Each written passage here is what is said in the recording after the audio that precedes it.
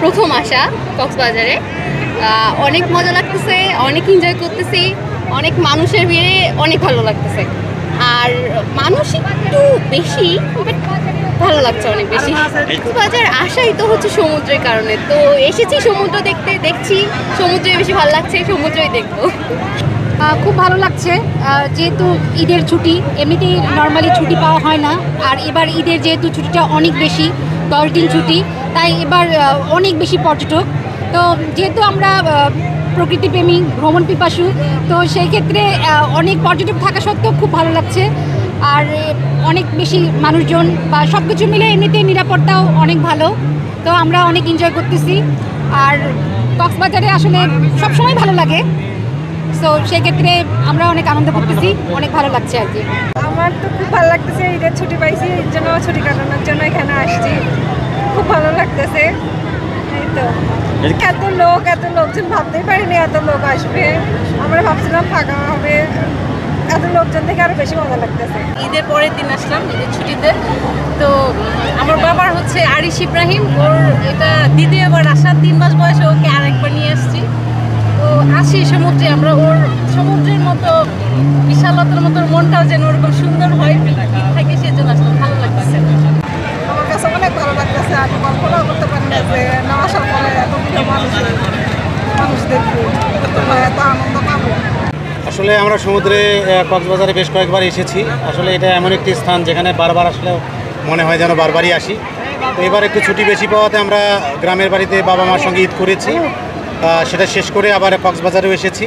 তো ওভারঅল সব মিলিয়ে আমাদের এখানে ভালো লাগতেছে, যদিও জনসমাগম একটু বেশি, তো তারপরেও যেহেতু দর্শনীয় স্থান জনসমাগম হবেই, এটা মেনে নিয়েই আমরা এসেছি। বাংলাদেশে এত জায়গা থাকতে কক্সবাজার কেন আসবো, এই প্রশ্নের উত্তর যদি দিতে হয় তাহলে বাংলাদেশের সর্বশ্রেষ্ঠ সমুদ্র সৈকত হচ্ছে আমাদের বাংলাদেশের এই কক্সবাজারে। এটার সৌন্দর্য আসলে বলে শেষ করা যাবে না, এজন্যই আসলে কক্সবাজারে বারবার আসা। কেমন লাগছে?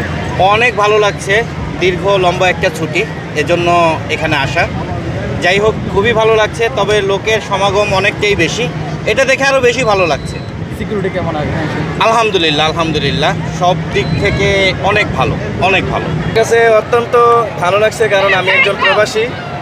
তো আমার ওয়াইফ খুব ইচ্ছা যে কক্সবাজারে ভ্রমণ করতে আসবে, তার জন্য সময় বের করা কিন্তু অনেক কঠিন আমাদের জন্য।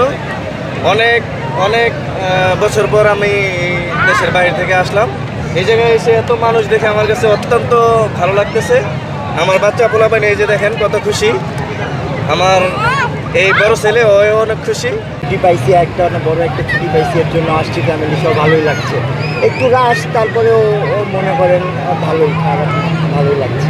সিলেট থেকে আসছি, যতটুকু শুনে আসছি তার থেকেও বিশাল মানুষ এইখানে পর্যটকরা আসছে, এমনকি এত মানুষ দেখে আসলে খুবই ভালো লাগতেছে। আমি সবাইকে বলবো যাতে কক্সবাজারে অন্ততপক্ষে দেশের এই সমুদ্র সৈকতে এসে ঘুরে যাওয়ার জন্য।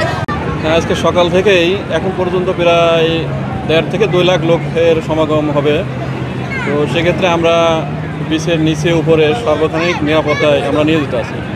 এর মাঝে 2টা বাচ্চা হারাই গেছিলো, আমরা উদ্ধারপূর্বক তাদের অভিভাবককে বুঝাই দিছি। তো নিরাপত্তার দিক থেকে সর্বোচ্চ আমরা যেটা সেবা, আমরা সেটা সেবা দিচ্ছি। আমাদের কাছে যে যখন আসতেছে আমরা সেই সেবাটাই আমরা দিচ্ছি। বান্ডেল থাকলে প্রতি সেনমানিতে টাকা বাঁচবে। বিকাশ সেনমানি বান্ডেল কিনে জিতুন প্রতি লেনদেনে। শুরু হয়েছে Standard Charter channel I agro অ্যাওয়ার্ডের 10ম আয়োজনের মনোনয়ন গ্রহণ। এবার নতুন ক্যাটাগরি বছরের সেরা ছাদ কৃষক সহ মোট 13টি ক্যাটাগরিতে পুরস্কার প্রদান করা হবে। মনোনয়ন গ্রহণ চলবে আগামী 15 জুলাই 2025 তারিখ পর্যন্ত। বিস্তারিত জানতে ভিজিট করুন www.agroaward.com এবং ফোন করুন 018737000556 এই নম্বরে।